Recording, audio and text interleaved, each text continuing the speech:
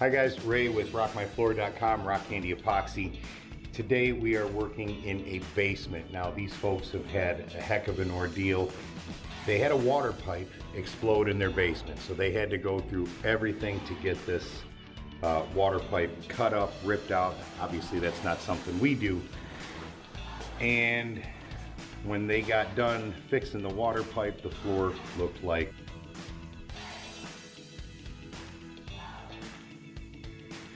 and our job is to make it look like this.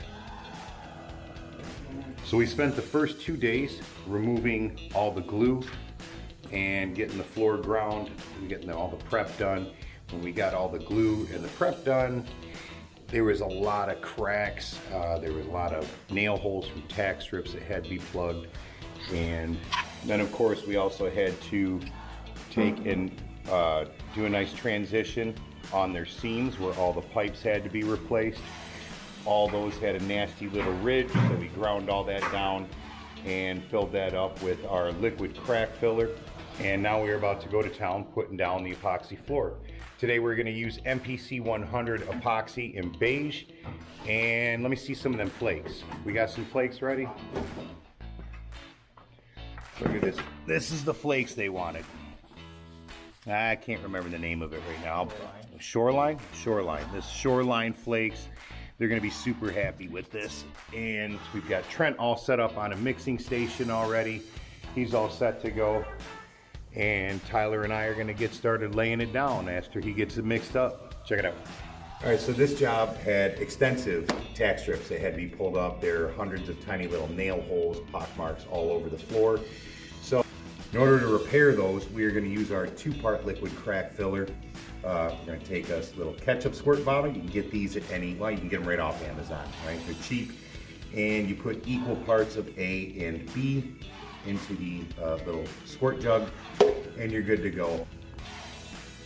It's tough to be serious with these guys around. All right, so we're going to use a light sand or fine sand. We got this at Lowe's, right? We're going to fill up all the cracks with that.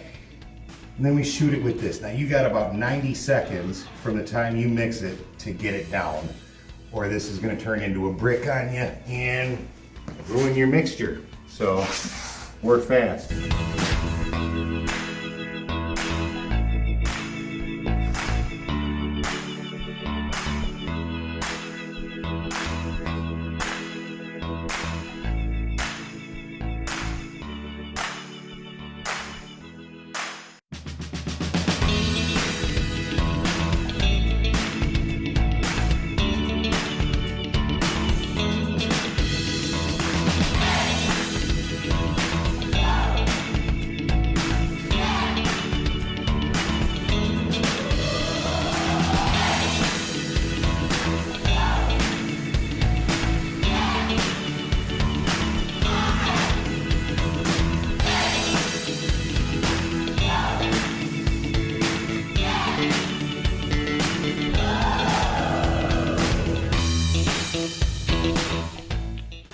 So the epoxy that we use is MPC Master Protective Coating.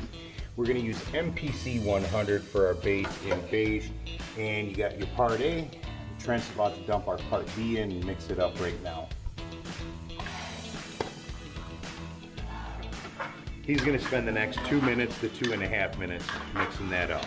Now when that kit's ready to go, you can hear my spikes on the floor. When that kit's ready to go, it should cover all of this area right here and then some more. It's not an exact science. It's supposed to do 450 square feet. We've seen it do 350. We've seen it do 485. You just never know how it's going to shake out. But in theory, if everything goes well, that's what it's going to do. We're going to do that 3 times. We got 3 full kits today. You should get 450 square per kit. Always have a little bit of extra on you. If you don't, you're gonna regret it. Nothing worse than getting down to the last like 22 square feet of a job and running out of product, thinking that you could stretch it. Ask me how I know.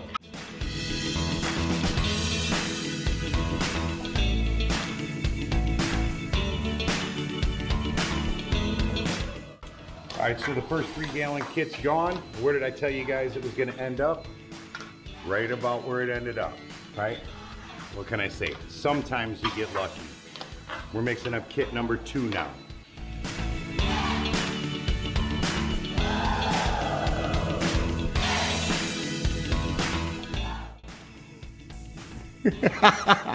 Give me one more just in case.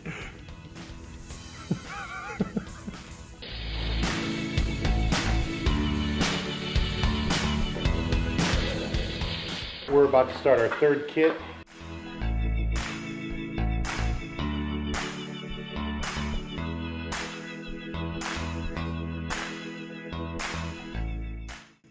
All right, so we put our flake down at, we buy one box, 140-pound box for every 240 square feet. Once you get done throwing your flake in place, you want to make sure that there's no shiny spots. You want good, full coverage.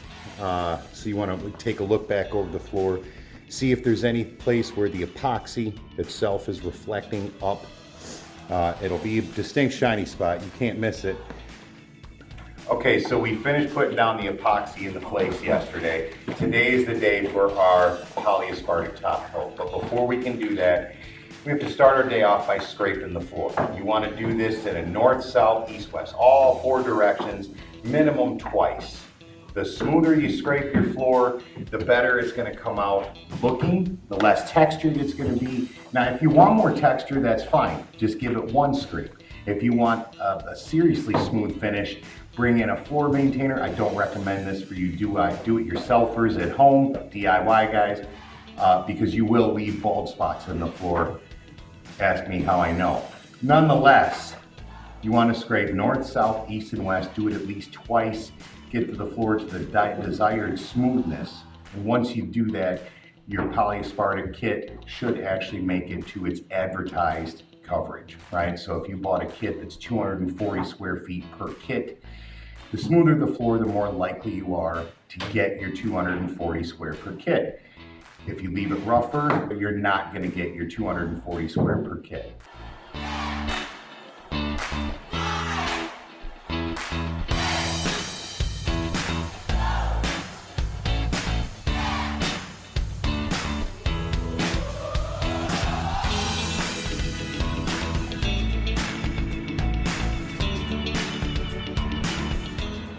Scraped, vacuumed, vacuumed, and vacuumed. Now it's time to put down the polyaspartic top coat, and then we're out of here.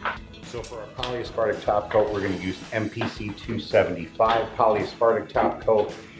We love this product, and theoretically, you get 240 square feet per kit.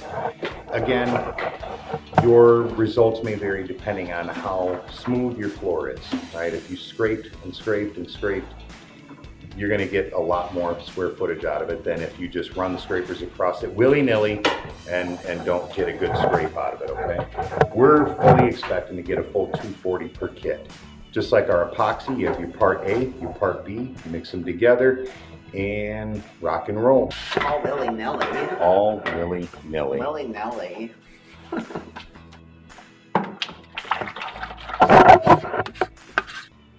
That's stinking with your dipstick, Jimmy. Hey! Hey!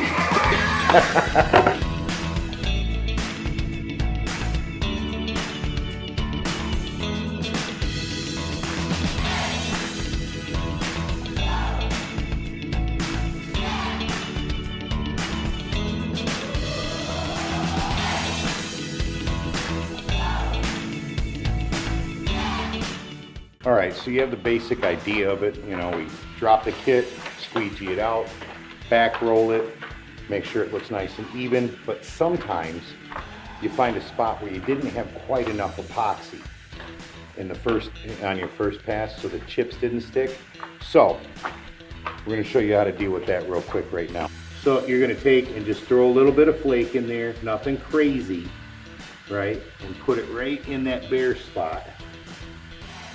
And then take your weenie roller soaked with poly and go over it one more time.